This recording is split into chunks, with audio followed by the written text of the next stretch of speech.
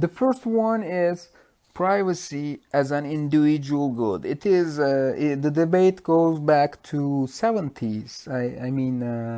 And there were some regulations about governments to limit their information processing over the citizens. But what about corporations? I mean, we can easily say that corporations are even stronger than governments today. As you look at those some big companies here, they're much stronger than many countries in the world. And when we ask the question or focus on the issue that privacy as an individual good, is privacy good because of what it leads to, like what it leads to or what it creates, or is it good in itself? This is a question that needs to be answered. Freud defines privacy or underlines the importance of privacy in 1968 like this. She said that friendship and intimacy and trust could not develop in societies or contexts in which individuals were under constant surveillance. So you would have hard time developing trust in such societies. And when individuals are watched, it is impossible to develop trust and mutual respect between people. This has been addressed in several studies here. I suggest you to read the book, or maybe see the movie of George Orwell, 1984, which is a quite interesting one. And they say that he is in fact inspired from this We novel by Zamyatin, a Russian novelist in 1920. But that's the case. I never read this, but they say that. And this is also the Jeremy Bentham's prison design here, which is called the Panopticon, and it is based on abusing people's privacy here. We will see this as well in a few moments. And Rachels in 1975 claims that importance of diversity in our relationship is very important as an individual good, because we control the information about us. For example, what we share with our spouse and with our employers, should not be equal. If this is violated, it means that we will have no control over our personal information, and it means that we will have no diversity in our relationships.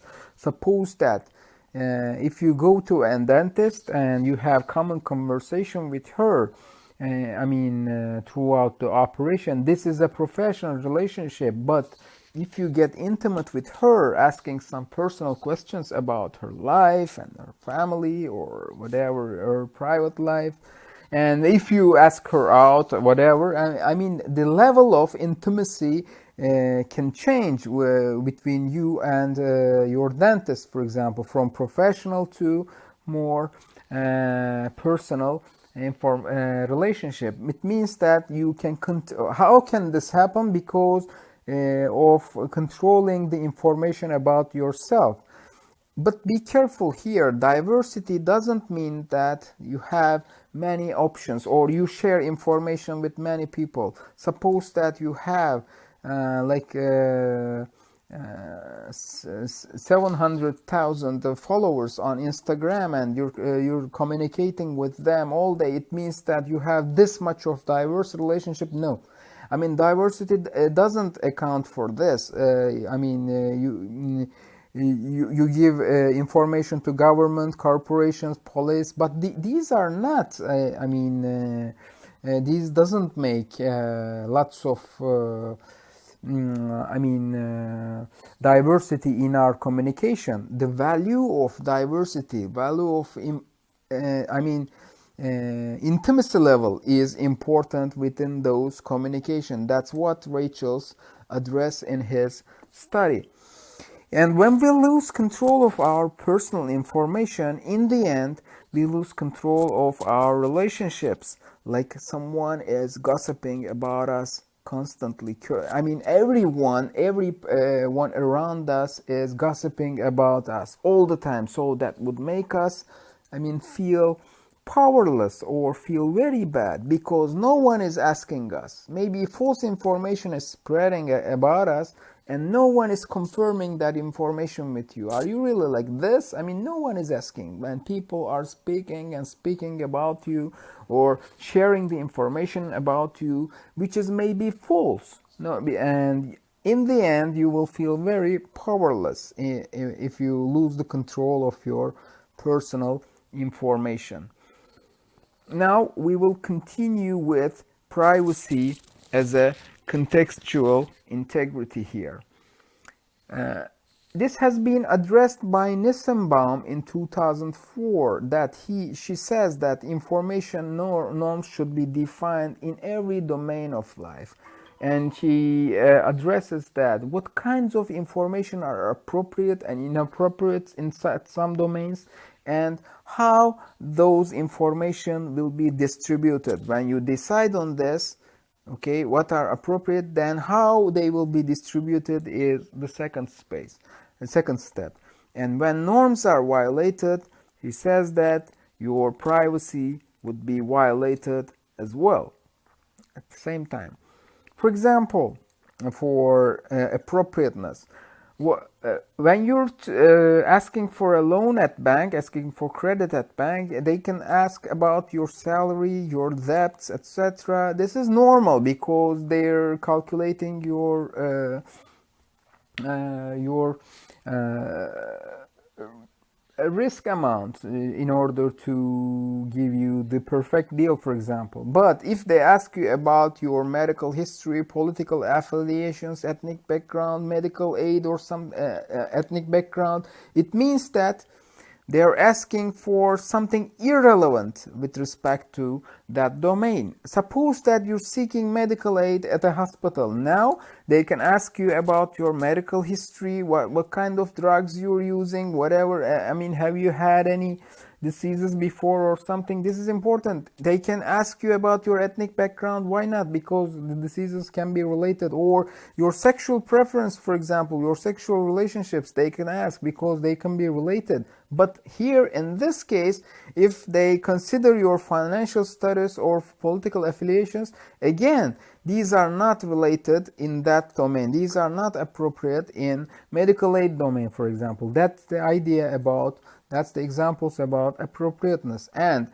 about the distribution of information, for example, some purchases over some degrees, this is for United States, of course, the purchases over $10,000 must be reported. There are several things in Turkey as well. They make you sign a paper if you make, for example, huge payment at a supermarket or something.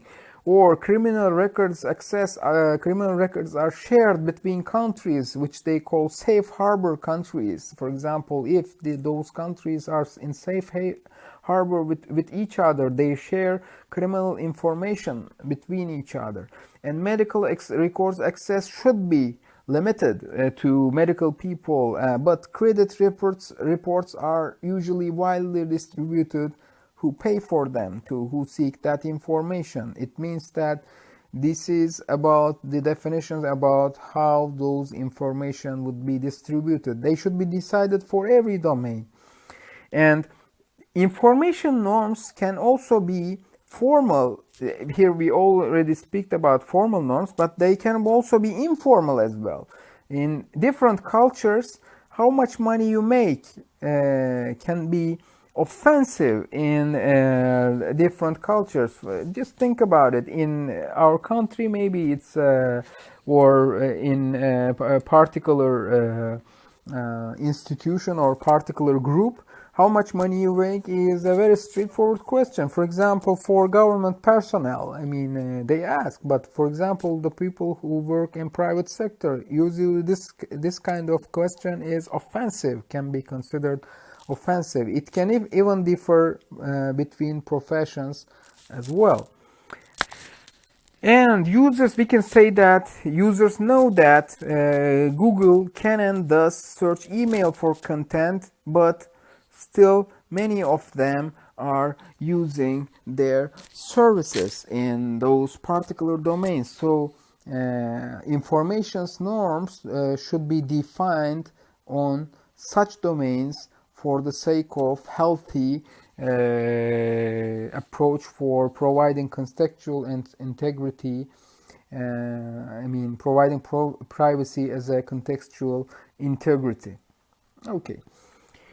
We should note that privacy is so difficult to protect, especially with information technology possibilities, because information technology tools are often invisible in domains and usually adopted and used without any public announcement. They use it first, then they take them back if there is an uproar or something like this.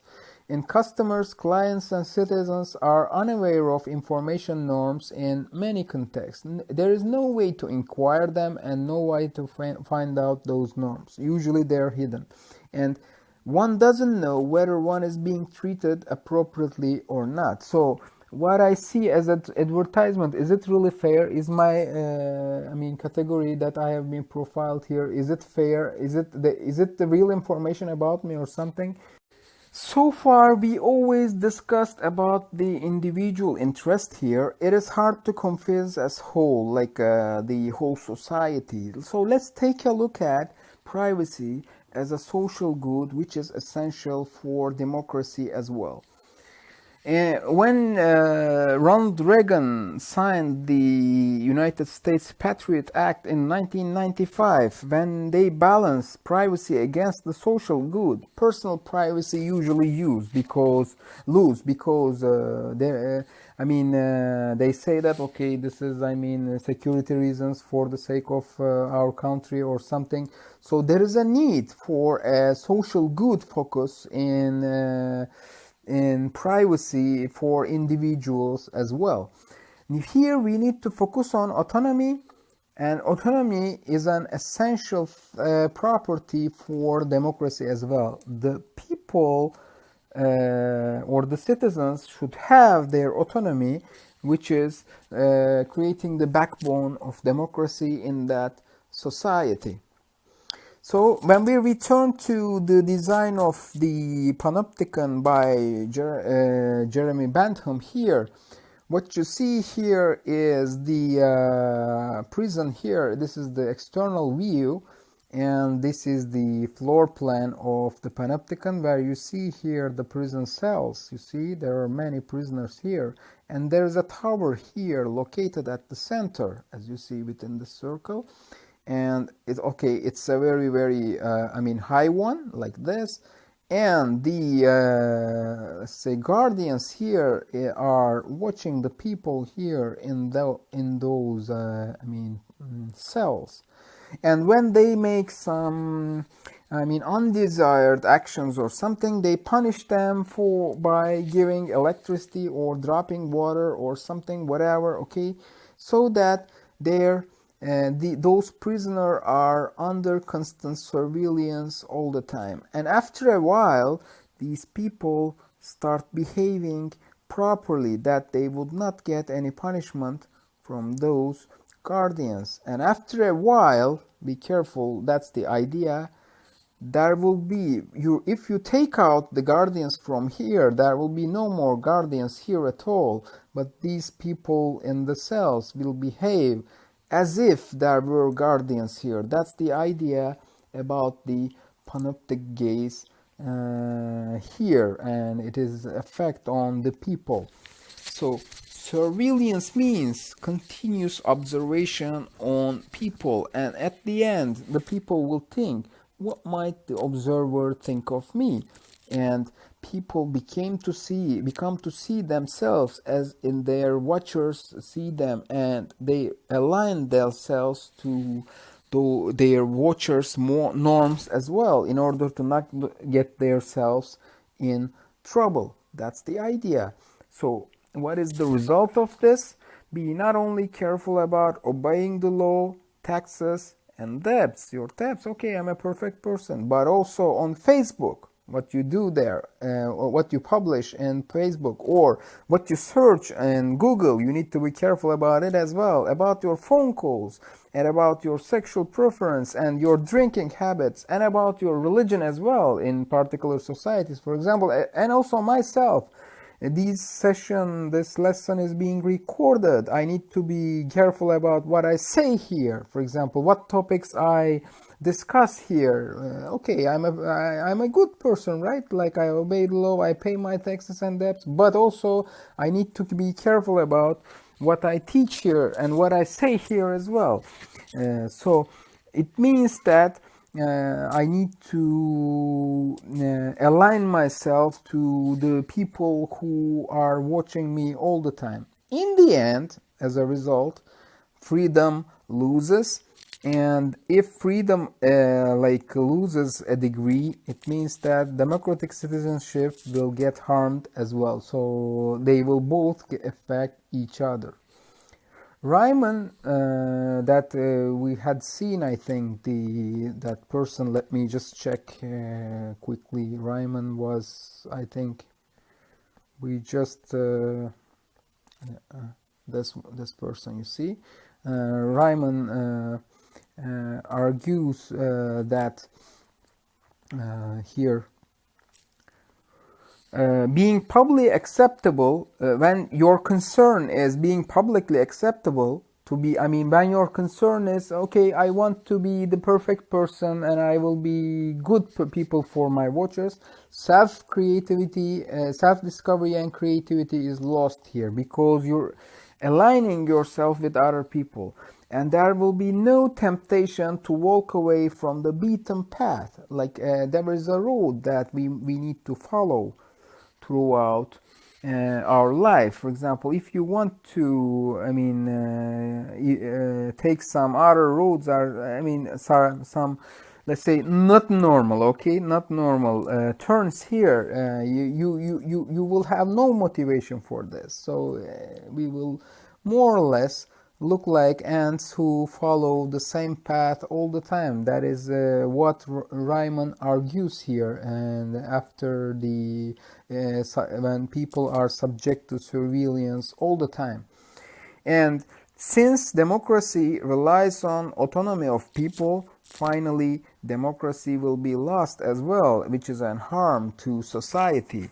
So we can conclude that privacy isn't only instrumental to, like an instrument or like something that enhances democracy, but essential to both, okay? Essential to both. So privacy is essential to autonomy and democracy. Not only instrumental, not only promoting them, but without privacy, we cannot say that autonomy and democracy exist. That's the idea. So allowing people, this is from the textbook, to have at least some privacy is better than denying all privacy at all. And we can conclude that this one is not a pretty, let's say, naive claim here, like you have zero privacy anyway. No, we need to give people privacy as best as we can here. That's the idea. Okay. How do information is disclosed on the IT era?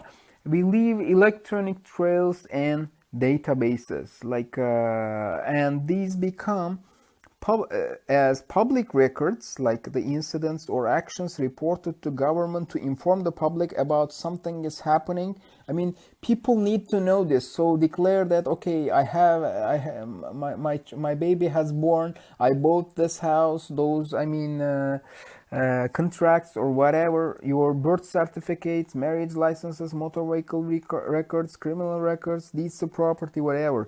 These are to inform the public about some incidents. And also there are some public information, the information that you provide to an organization that has right to share it with other organizations. For example, you can get your telephone number listed for search. For example, someone if someone search your name, they can find your phone number as well. Now, this type of information is called public information.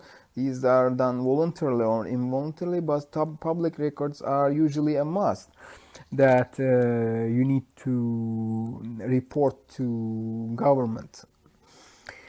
Personal information becomes public information or public record through a voluntary, involuntary, or statutory disclosure. This is like the official procedures that your personal information becomes public information, or they can be done voluntarily. You do this voluntarily or involuntarily as well. They can happen, and some of them can also intersect here at smaller. But usually public information is different from public records, but there are several cases where an information can be both public record and public information at the same time. How does the personal information becomes public information? When we take a look at this, about this, we're focused on this now. Where is it? Okay, we're focused on these ones. How our personal information becomes public information? There are many methods for that, not limited to this one. Rewards or loyalty programs, market card promotion. It's a very old business. More than 100 years they are using it. Usually the burden is on people who aren't using them. This discount is in fact the normal price, and if you don't own the card, you pay more than what you normally have to. That's the idea about discounts usually. And body scanners are everywhere, and they're making our personal information public as well. And digital video recorders are smart TVs recording every program we watch, every channel we watch, and our personal information becoming public as well. And automobile black boxes, they record where you go all the time. And also the OnStar, the devices like OnStar, your assistants, intelligent assistants in vehicles are also creating your personal information public as well. And what else? Enhanced 911, enhanced emergency services. They seek on your cell phone location when you seek help. But what if your location information real time can be sold or shared?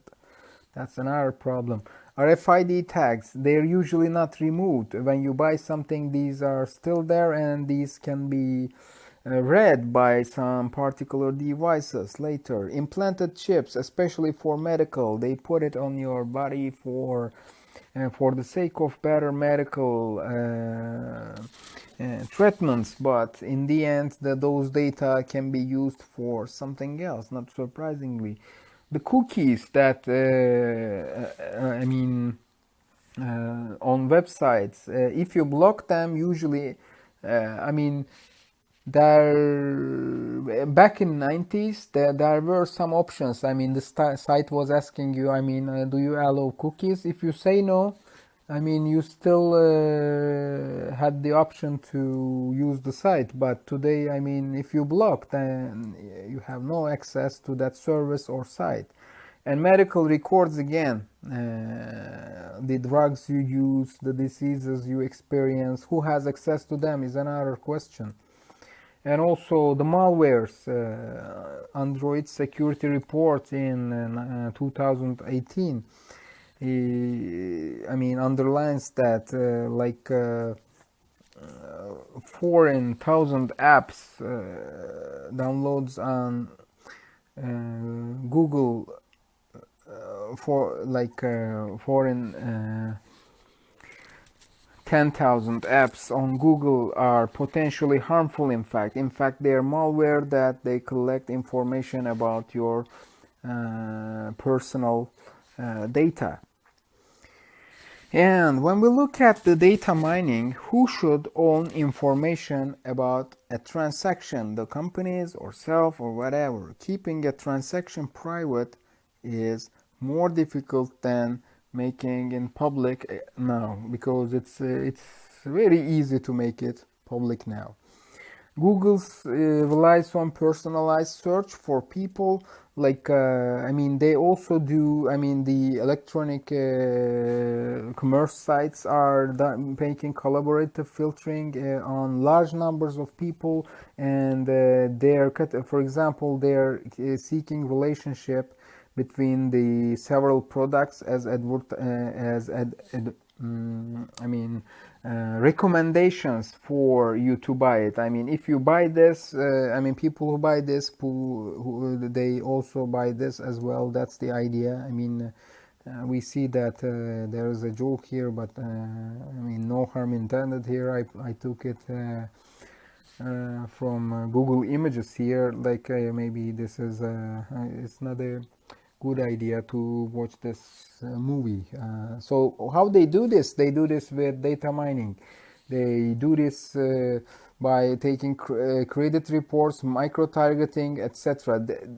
In order to send advertisements directly related to you. This is all about connecting the dots about people. For example, suppose that you have a transponder located here at your vehicle, which which you use automatically in tolled roads. Private roads where you pay to pass them. The transponder ID is, whenever you use your transponder, the date, time, and location of the charge of the those trespassing is recorded, and it is normally related to government agency, if government is controlling that road, of course. But if a corporation is controlling that road, then it is his data, it is their data, and they can also be sold or shared with credit card companies, and they can also share with banks, and you start getting advertisements about cars, for example. After a while, directly targeting, they know how often you use your car, and they can suggest that, okay, the algorithms can suggest that after a while, suppose that you have driven this thousands of kilometers or something, they can start sending you targeted or micro-targeted advertisement predicting that you may be on the verge of changing your car, for example. That's the idea about connecting the dots about people. Here, there is an invisibility of watching, evaluation, and treatment on people here. And with respect to that Patriot Act that we discussed, which is signed by Reagan, the norms of, those surveillance are hidden for security reasons. And about corporations, there is no rationale on personal info protection as well. Maybe you remember the Facebook scandal, which is quite recent. They have a issue with Cambridge Analytica using those data about people to tamper or to affect people's votes in the election campaigns in United States, for example. They then argued that they will take some measures for protecting people's privacy, but after something is done, after damage is done, usually. For example, cameras on the roads in Britain, the idea of installing them is, reducing the criminal offense, street robberies. There is in fact, only 3% street robbery drop here in this case. But the idea is we're trying to predict what's going to happen with the people. Okay, we're trying to predict, or what category does this people belong to. But there is a conundrum here, or dilemma here. With prediction comes prejudice and injustice as well. So we're categorizing people, and when we categorize them, they can result in injustice as well, because when we use stereotype the people, we're moving away from people being individuals. And we can say that it results in sorting people, which results in inequality, and different individuals are treated differently here. Like if you categorize people, you give different options for different people. Just imagine even the crudest categories are prohibited. Like okay, there will be no categories for people. Like it has been prohibited, it's not allowed, all people will be default. Just imagine a situation like this. What will happen? Just a discussion in the test book. There would be more privacy because using personal data is forbidden, for example, and individuals will be treated as autonomous beings, like not stereotypes, and individuals will be treated as changeable. So I have a profile here at 20 years of age, and my 30 years of age profile could be different. So it means that I will be changeable rather than being belong to a strict category. That's the idea. Here we can say that we can move people, those people, individuals, from objects to persons as well, which is, I think, a bit more humanly approach. So is privacy over? There should be some strategies for shaping data flow. Like these arguments that we need to, counter, like privacy over and forget it. No. Wouldn't you want the medical staff to be able to access your medicals wherever they are? Yes, but that's not the idea. We need to have some strategy for this. We need to specify for policies for particular domains, just as Nissenbaum addressed in his study. There is a code of fair information practices which has been accepted for limiting government data use in United States, for example, in 1973.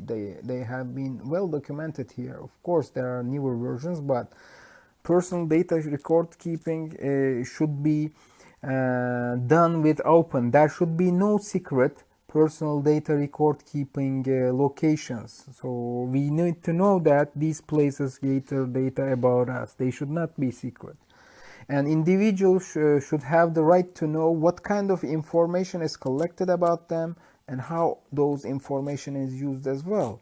And the government should be responsible for, and also corporations now in this case, prevent an information collected for one purpose to be used for another purpose, just like the landlord example that we gave in the previous slides. And there should be some option for individuals to correct erroneous information about them, to search and correct. And any organization manipulating data must ensure the misuse of the data as well. They need to take some measures about it in the scandal of, for example, Facebook and Cambridge Analytica, for example. And there should be transparency warning when information is collected about us, and opt-in policies should be preferred over opt-out policies. Namely, those policies, usually opt-in policies are suggested or promoted by privacy advocates, privacy defenders, because they are more sensitive for privacy, and opt-out policies are preferred by direct marketers because opt-in is providing somehow barrier for new businesses. As you see, an example, I put an example here. Here is an opt-in approach here. You need to do something here to receive emails from that, for example, company. Otherwise, if you go by next, you will not be registering to that, for example, newsletter. But here, if company does something like this, you need to do something to be unlisted here. So that's not a good idea. When we look at the privacy advocates' point of view here, we do not suggest this, but this one is much more privacy friendly or value sensitive design here. And encryption is another issue for privacy because we can encrypt to have privacy. It is the process of transforming a message in order to conceal its meaning. And strong encryption usually lies on the length of the public key used here in your systems. And in fact, governments forbid exporting strong or having strong encryption technologies, and they always need a backdoor left for governments as well. What we have here as standards usually have backdoors for the government. Otherwise, it can get people in trouble, like the Phil Zimmerman case, which lasted from 1991 to 1996 for 5 years. He proposed something like pretty good privacy for common people, which was not, providing backdoors for government or something, which put himself in trouble. And the argument here was something like this: if privacy is outlawed, only outlaws will have privacy. That's the idea with, avoiding such kind of encryption techniques by the government. And also there is identified electronic money systems. Bank can trace the money flow from customers, customers between people and between corporations. And this is called the identified money system, electronic money system. But there is also another version which is called the anonymous electronic money system, which is also known as the digital cash, where you cannot get them tracked, which relies upon blind signatures, the centralized online system, which can easily check for duplications. And we can call this maybe pseudonymous systems. And you can see some debate about those two in cryptocurrencies as well, which is another issue. If you're interested, you can search more on them on Wikipedia. What I try to tell you here is, in fact, what you have here is not directly anonymous. It is called pseudo-anonymous. Like, yes, it can be tracked and it can be related to the source, but if they go deeper, they can uncover that it belongs to you as well, that those transactions belong to you as well, which is why I argue that maybe those systems could be called pseudonymous systems. And these are the responsibilities for computer professionals about valuing privacy. Association for Computing Machinery suggests this in their code of conduct. They ask the computer professionals to minimize data collected, limit authorized access to data, provide proper security for data, determine the required retention period, usage period of the data, and when this is finished, we should ensure proper disposal of data as well. You should ensure proper disposal mechanisms as well integrated into your system as well. Here, we need to also make a remark about privacy and globalization as well. Usually, there are countries rely on some laws for handling data for respecting people's privacy here. For example, in United States, for example, there are several laws. In European Union as well, there are several laws as well in the European Union which respects human rights and people's privacy. However, when the data moves from one set of law to another state of law, what happens? Usually this is what the people worry about here. As you see, these the darker colors here have better data protection law, privacy protection laws, they have some data protection laws. You see, these ones are the best places. As you see, these are fairly nice, and these places are okay, not good at all. And the idea is, for example, Belarus is one of those countries. That's the idea, which has no specific law at all. As you see, I just zoomed the map here. Here in this, I just zoomed the map here in this location here. As you see, suppose that you're operating in Poland, for example, which is aligned with the European Commission rules, European Union laws here. But what if you transport your data here, process your data here, and return the result here? Is that okay? Of course, it's not that okay, but that's the problem about, you see, what I meant as a problem here, personal data moving from one state of law to another state of law. So I can make a maybe analogy to Guantanamo, for example. Okay, I mean, torture is forbidden for prisoners in United States, but if you send them to Guantanamo, which is outside the outside United States, then it will not be something illegal. For example, another country like this is maybe Guatemala.